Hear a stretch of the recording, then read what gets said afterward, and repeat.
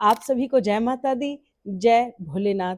मैं आपकी अपनी गुरु माँ अंजनी देवा जी आप सभी को भगवान हनुमान जी के जन्म महोत्सव की ढेरों शुभकामनाएं। आज जो वीडियो बनाने जा रही हूँ वह वीडियो जो है पूरी तरीके से हनुमान जी के चरणों में समर्पित है। आज कुछ इस प्रकार से हुआ कि किसी बच्चे ने मुझसे पूछ लिया कि साल भर में 2 बार हनुमान जी की जो जन्म महोत्सव है वो क्यों मनाया जाता है। तो ये जानकारी मैं आप सभी के साथ साझा करना चाहती हूँ। हनुमान जी का जन्म महोत्सव साल में 2 बार मनाया जाता है, ये बात बिल्कुल सत्य है। लेकिन जब हम भगवान जी के जन्म महोत्सव की बात करते हैं तो चैत्र मास की पूर्णिमा तिथि को ही हनुमान जी का जन्म हुआ था। पहले बता दूं कि हनुमान जी के माता पिता जो हैं वह है पवन पुत्र हनुमान जी बोला जाता है, यानी उनके पिता का नाम है पवन सुत और माता का नाम है अंजनी। इनके ही द्वारा हनुमान जी का जन्म कराया गया था। हनुमान जी को भगवान शिव का 11वां रुद्र अवतार भी कहा जाता है, यानी 11वां अवतार जो है वो है हनुमान जी। ये नाम क्यों रखा गया?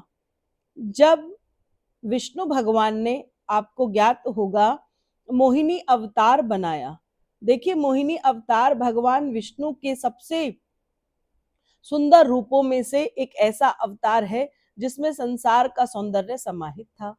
भगवान शिव ने भी जब विष्णु भगवान को मोहिनी अवतार में देखा तो उनके शरीर से भी वीर्यपात हो गया। यह वीर्यपात का जो एक बूंद है वो पवन सुत जो है उन्होंने क्या किया, अंजनी के गर्भ में उसे विशिष्ट करा दिया, यानी गर्भ में स्थापित कराया, जिससे प्रिय हनुमान जी का जन्म हो गया।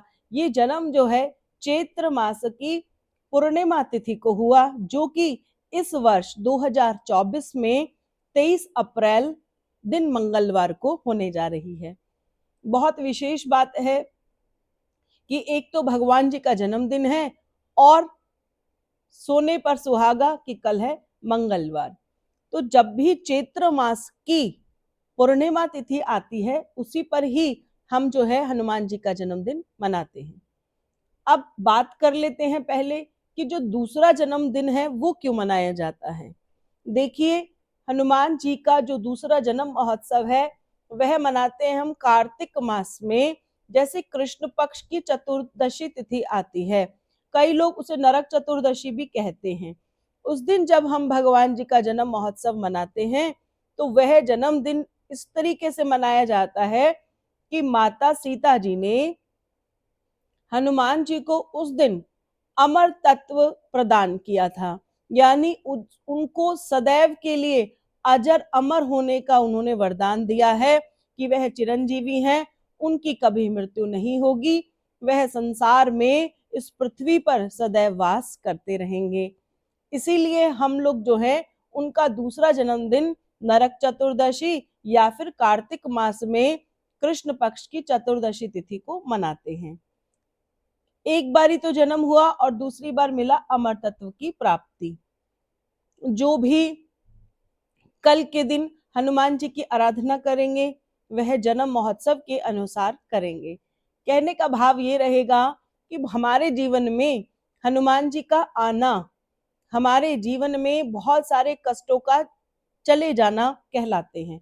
यानी जब भी हनुमान जी की हम आराधना करते हैं तो उससे हमारे जीवन में सुख आने लग जाता है। विशेष रूप से अगर बात करूं तो थोड़ा सा इस तरफ की और चले जाएं कि अगर आपको कोई कर्जा हो गया है या घर में कोई मंगल कार्य नहीं हो रहे हैं या फिर धन संपदा कोई समस्या आ रही है, धन से जुड़ी हुई भी अगर कोई दिक्कत आपको आ रही है, कोई पैसा नहीं दे रहा, ऐसी प्रकार की अगर चीजें हैं तो कल के दिन आप क्या कर सकते हैं, मैं वो उन बातों पर आपको बताती हूँ। देखिए, मैंने नवरात्रों में भी कहा था कि हमें एक ध्वज जो है किसी भी मंदिर में लगाना शुभता का प्रतीक है। ये ध्वज भगवान बालाजी महाराज का ही होता है। आपने देखा होगा माता शेरावाली के आगे आगे पवन पुत्र हनुमान जी ध्वज लेकर चलते हैं। अगर आपने उस दिन ध्वज नहीं लगाया है तो यही ध्वज आप कल के दिन लगाएं। किसी भी मंदिर की खिड़की में, दरवाजे पर, उनकी छत पर, कहीं भी आप इस ध्वज को अवश्य लगाएं। आप ये काम कर सकते हैं। ये इसलिए नहीं कि अगर कर्जा है, अगर कर्जा नहीं है तो भी इस कार्य को करेंगे तो बहुत सारी जो सुख सुविधाएं आपके जीवन में आ जाएगी।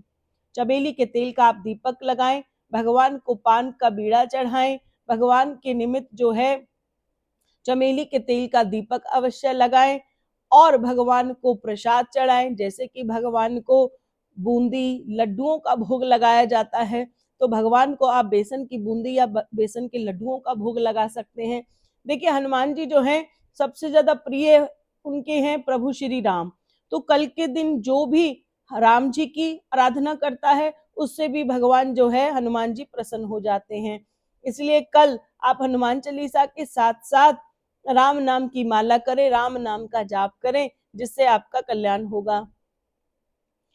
अगर और बढ़कर बात करें तो आप कल के दिन भगवान शिव की आराधना जरूर करें।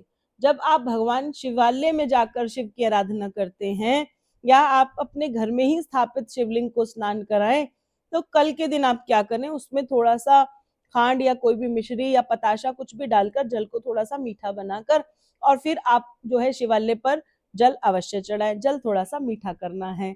इससे क्या होगा, भगवान शिव भी प्रसन्न हो जाएंगे और प्रिय हनुमान जी भी आपसे प्रसन्न होने लग जाएंगे। देखिए, आप अपने मन को उदास ना करें।